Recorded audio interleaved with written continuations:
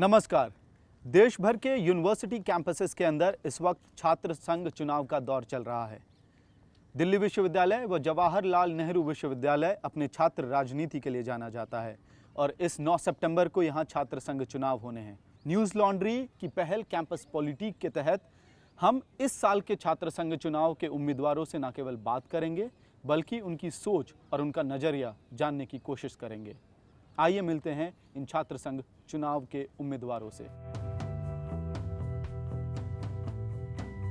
मोहित, आप आयसा से हैं और आयसा की जो पॉलिटिक्स इस कैंपस में रही है, लगातार कई सालों तक आप SFI student federation of India के खिलाफ राजनीति करते रहे हैं। जी।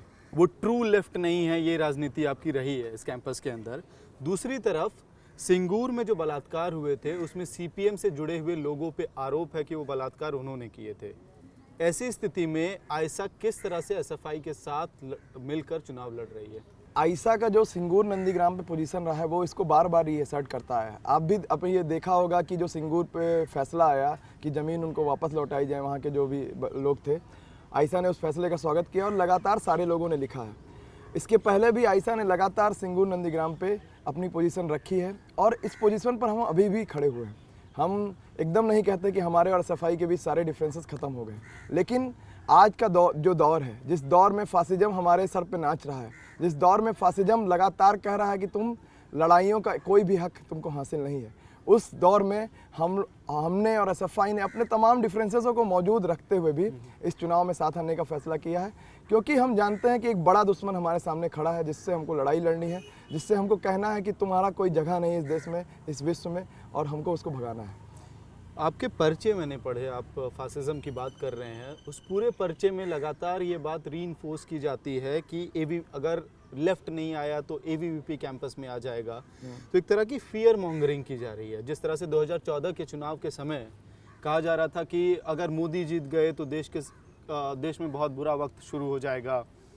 तो आप नेगेटिव पॉलिटिक्स पे पर्चे तो लिख रहे हैं, लेकिन आप ये नहीं लिख रहे हैं कि आयसा पैनल में आई तो क्या करेगी स्टूडेंट्स के लिए। देखिए, अगर इस कैंपस को अगर आप जानते हो तो आयसा ने जिसको आप नेगेटिव पॉलिटिक्स कर रहे हैं, आयसा ने इसको हटाते हुए इस कैंपस में आया है। आयसा एक पॉजिटिव पॉलिटिक्स का, जो पॉजिटिव एजेंडे का वाहक रहा है इस कैंपस में।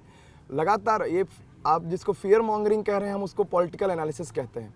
हम कहते हैं कि अगर जब 2014 में भी कोई ये नहीं कह रहा था कि मोदी आ जाएंगे तो बहुत अच्छा दिन आ जाएगा, और वो नहीं हुआ। आज लेबर लॉस पे हमला है, आज स्टूडेंट्स पे हमला है, आज दलितों पे हमला है, आज माइनॉरिटीज़ पे हमला है, और इसी को हम कैंपस में रीअसर्ट करना चाहते हैं कि जब एबीवीपी अगर कैंपस में आता है, और ये वॉल्टर बेंजामिन का उन्होंने बहुत पहले ही कहा था कि जहाँ पे भी लेफ्ट पॉलिटिक्स का लैक होता है वहाँ पे फासिज्म आता है। हम इस चीज़ को फिर से रीअसर्ट करना चाहते हैं। ये कोई फियर मॉन्गरिंग का सवाल नहीं है, हम एक पॉलिटिकल एनालिसिस के थ्रू कहना चाहते हैं। अगर यहाँ पे लेफ्ट अल्टरनेटिव नहीं रखा गया तो एबीवीपी आएगा और एबीवीपी उसी तरह का कहर मचाएगा जिस तरह के पूरे देश में मचा के रखा गया है। एक ऑफिस बीरर अगर एबीवीपी का जीतता है, उसने पूरा जीना मुहाल कर दिया इस कैंपस का। लेकिन अगर लेफ्ट डेमोक्रेटिक फोर्सेस, लेफ्ट का अल्टरनेटिव मजबूत रहता है तो एबीवीपी की इस कैंपस में कोई जगह नहीं है, और हम इसकी चीज़ को मुकम्मल अंजाम देना चाहते हैं। लेफ्ट का ऑल्टरनेटिव बापसा एक ऑल्टरनेटिव के तौर पे इस कैंपस के अंदर उभर के आ रही है। अंबेडकर फुले स्टूडेंट एसोसिएशन, उनका कल जीबीएम था, जिस जीबीएम में उन्होंने आरोप लगाया है आप पे कि सीपीआई-एमएल जो आपकी पेरेंट ऑर्गेनाइजेशन है, उसमें जो नीचे का काडर बेस है, जो कॉमरेड है, वो तो दलित है, वो गोली खाता है, वो पिटता भी है, लेकिन ऊपर में पॉलिट ब्यूरो मेंबरशिप आप उनको नहीं देते हैं, आप सेंट्रल लीडरशिप में उनको जगह नहीं देते हैं। और वही हालत आयसा के सेंट्रल पैनल में भी होता है। इस साल अगर प्रेसिडेंट की पोस्ट को देखा जाए तो मोहित कुमार पांडे, एक ब्राह्मण कैंडिडेट, आयसा ने उस दौर में फील्ड किया है जब उना का मूवमेंट खड़ा होता है, जब रोहित का मूवमेंट खड़ा होता है। कैसे रिस्पॉन्ड करते हैं? देखिए, हम लोग तो कम्युनिस्ट रहते हैं, हम लोग तो कम्युनिस्ट पॉलिटिक्स करते करते कम्युनिस्ट हो जाते हैं। आप अगर पोलित ब्यूरो और उठा के देखिए तो सीपीआई-एमएल की तो स्थापना ही कॉमरेड राम नरेश राम ने की थी, जो दलित थे। और जिस तरह से तमाम लोग, आज सीपीआई-एमएल के 3 विधायक हैं बिहार में, इसमें से एक दलित है, एक ओबीसी है, एक माइनॉरिटी है। जो बापसा जिस तरह की पॉलिटिक्स करता है, उस तरह की पॉलिटिक्स की शुरुआत बहुत पहले हो चुकी थी। रामविलास पासवान से लेकर जीतन राम मांझी, तमाम ऐसे लीडर आए। देखिए, बात साफ है, हमारे में अगर रामा नागा लीडर है तो उसको बापसा क्या मानता है? बापसा उनको स्लेव कहता है। हमारे में अगर चिंटू कुमारी हमारी लीडर रही हैं, जो पिछले के पिछले साल जनरल सेक्रेटरी थी, बापसा उनको क्या मानता है? वो कहता है उनके पास कोई एजेंसी नहीं है। इस तरह की पॉलिटिक्स एक तरह से निगेटिव पॉलिटिक्स है, और जो भी लीडर हैं हमारे उनको एजेंसी नहीं देती। चिंटू कुमारी आज हमारी यूनिट की प्रेसिडेंट है, और मुझे कहते हुए कोई गर्व होता है, कोई गुरेज नहीं है इसमें कहने में। हम सारे लोग एक कम्युनिस्ट पॉलिटिक्स करते हैं, कॉमरेडशिप में रहते हैं, और एक दूसरे से सीखते हुए पॉलिटिक्स करते हैं। इस तरह के आरोप प्रत्यारोप से पूरे जो एक लेफ्ट पॉलिटिक्स का स्पेस है उसको लगातार डिलीजिटमाइज करने की कोशिश जाती है। लेकिन इस कैंपस में लेफ्ट का इतिहास रहा है। इस कैंपस में तमाम पॉलिसी वाइज डिसीजन लेने में, चाहे वो ओबीसी रिजर्वेशन का मामला हो, चाहे वो मदरसा सर्टिफिकेट रिकॉग्नाइज कराने का मामला, उसमें लेफ्ट का कंट्रीब्यूशन रहा है, और इस पॉलिटिक्स को बापसा नकार नहीं सकता। इस कैंपस के इतिहास को बापसा नकार नहीं सकता, और हम उनकी पॉलिटिक्स करने के स्पेस को स्वागत करते हैं। वो इस स्पेस में पॉलिटिक्स करते रहें। हमसे बात करने के लिए बहुत बहुत धन्यवाद। All the best for your election.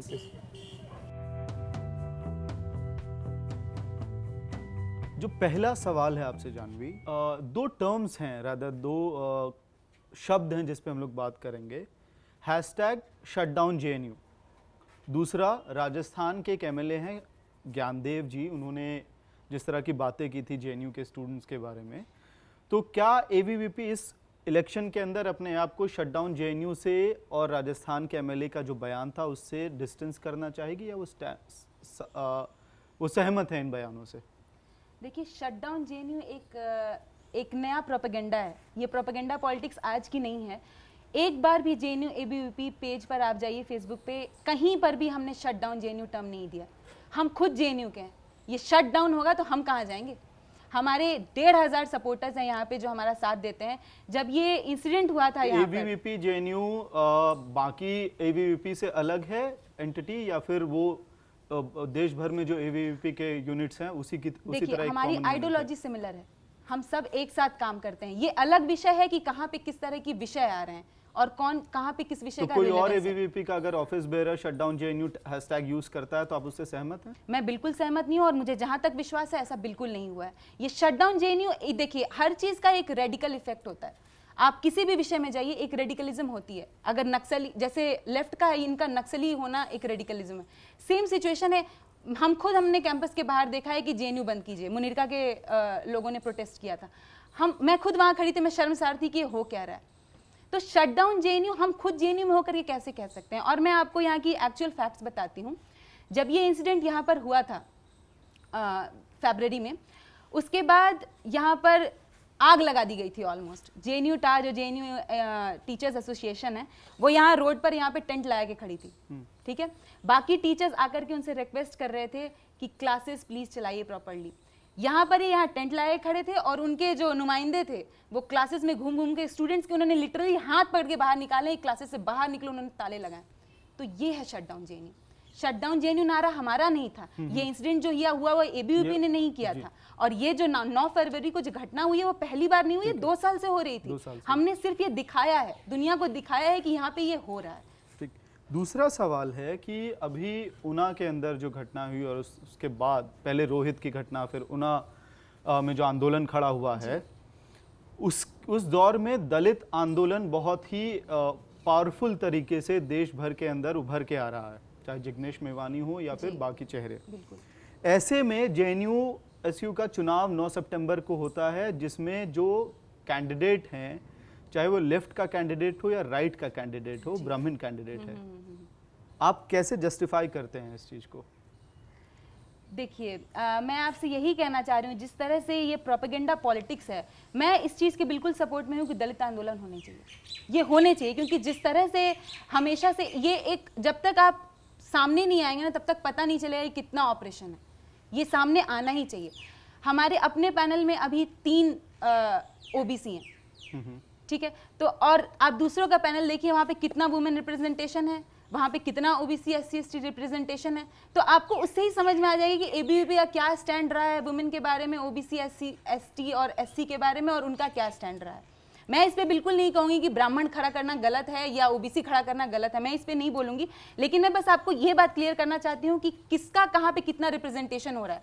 हमारे SISA काउंसिलर्स में ST विमेन हैं, SC कैंडिडेट्स हैं, OBC कैंडिडेट्स हैं, जनरल कैंडिडेट्स हैं।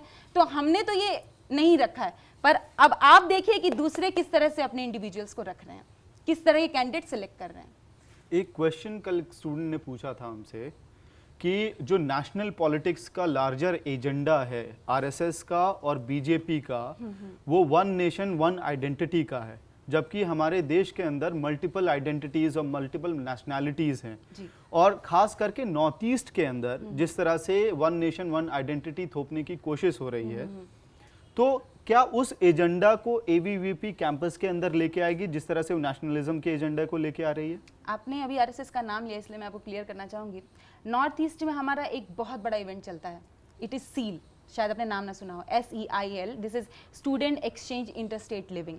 इसमें वहाँ के जो स्टूडेंट्स हैं या बच्चे हैं उनको देश के और दूसरे राज्यों में और उन्हीं फैमिली से स्टूडेंट्स को उनके फैमिली में भेजा जाता है। इससे हम एक कोशिश कर रहे हैं कि वो बॉन्ड, जो चिकन नेक जो है वो एक्चुअली जो दिख रहा है हमारे बिहेवियर में, वो चीज़ खत्म हो। और one nation one identity ABVP India के हर स्टेट में है विथ एवरी लैंग्वेजेस। जब अभी भी हमारी जब मीटिंग्स होती हैं और हर स्टेट से लोग आते हैं, हमारे रोंगटे खड़े हो जाते हैं जब वो अपनी भाषा में नारे लगाते हैं, हम अपनी भाषा में नारे लगाते हैं और हम उनसे पूछते हैं कि आपके इस नारे का क्या मतलब रहा। तो one nation one identity India में तो पॉसिबल ही नहीं है। अगर आप ऐसी बात कोई कहता है वो अपने पैर पे खुद कुल्हाड़ी मार रहा है। इतनी डाइवर्स कंट्री में अगर आप कहें कि हिंदी एक मातृभाषा होनी चाहिए या एक ही धर्म होना चाहिए, है ना, या एक ही जेंडर होना चाहिए, इम्पॉसिबल है, इम्पॉसिबल, दकियानूसी बातें हैं ये। तो ये जानवी ओझा या जेएनयू एबीवीपी यूनिट का बयान है या एबीवीपी का एक नेशनल बयान, हम उसको माने कि आपका स्टैंड है ये? बिल्कुल, ये एबीवीपी का नेशनल बयान ही समझिए, मैं जानवी का बयान समझिए। ये आप किसी ऑटो चलाने वाले भैया से पूछिएगा, वो भी यही कहेंगे। खेती में काम करने वाले हमारे किसान भाई से, हर इंडिविजुअल सिवाय ये सूडो इंटेलेक्चुअल जो बहुत टॉप लेवल पे बैठे हैं उनको छोड़ करके हर इंडिविजुअल यही कहता है कि दीदी पूरा देश एक है। और कोई भी भाषा बोलते हैं मैं बांग्ला जानती हूँ, इंग्लिश जानती हूँ, हिंदी जानती हूँ, भोजपुरी जानती हूँ। मुझे पता है हर लैंग्वेज की अपनी खासियत है, हर लैंग्वेज, हर ट्रेडिशन और कल्चर की अपनी खासियत है। तो मैं तो भाग्यशाली मानती हूँ कि हम इतने डाइवर्स कंट्री में, इसको खत्म करना, हमने कभी किसी के ऊपर अटैक नहीं किया। हम यूरोपियंस नहीं है कि ऑस्ट्रेलिया के सारे लोगों को इरेडिकेट करके वहां बस गए, अमेरिका के लोगों को इरेडिकेट करके वहां बस गए। ये इंडिया है, हमने एक चुटकी जमीन गंवाई ही है, कभी हड़पी नहीं है। तो we respect tradition, we respect diversity. हमसे बात करने के लिए बहुत बहुत धन्यवाद। Thank you so much.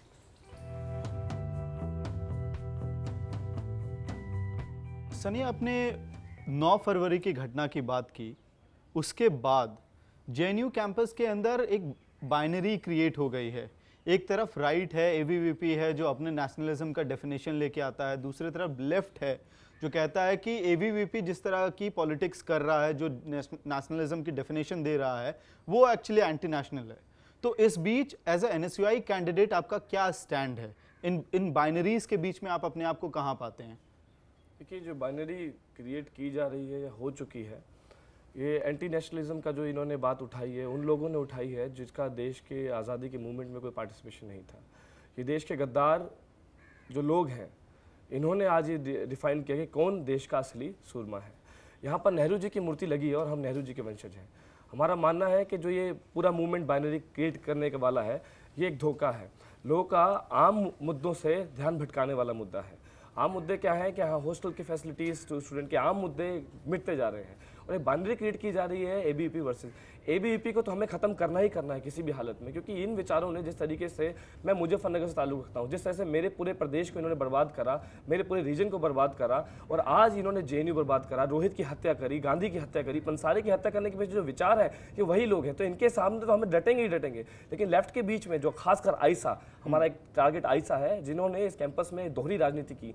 राजनीति किस तरह की, जो जेंडर के जो इशू है, जब उनके खुद के एक एक्टिविस्ट का नाम आता है तो 3 दिन तक वो चुप्पी रख कर बैठते हैं, और इन संघियों को मौका मिलता है कि वो देश में उस चुप्पी का फायदा उठाकर देश में जेएनयू को बदनाम करे।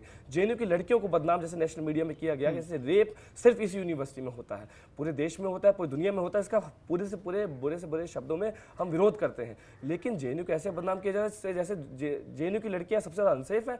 हम बोलते हैं कि जेएनयू की लड़कियां पूरे देश में सबसे ज्यादा सेफ है इस यूनिवर्सिटी में, बिकॉज यहाँ पर जेंडर का जो डिस्कोर्स है सबसे वोकल है।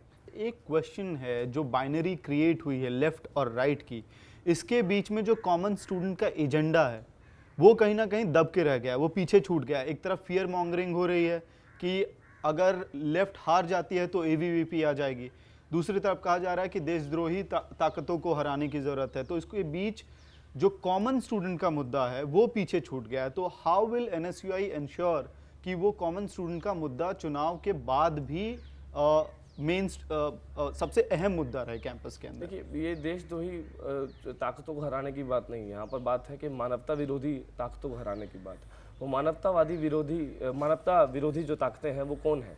वो है आरएसएस। वो इक्विवेलेंट है आईएसआईएस के, जो जैसा कि इनके एक एमपी बोलते हैं, जो योगी आदित्यनाथ बोलते हैं कि महिलाओं को उनके कब्रों से निकाल के उनका बलात्कार करो।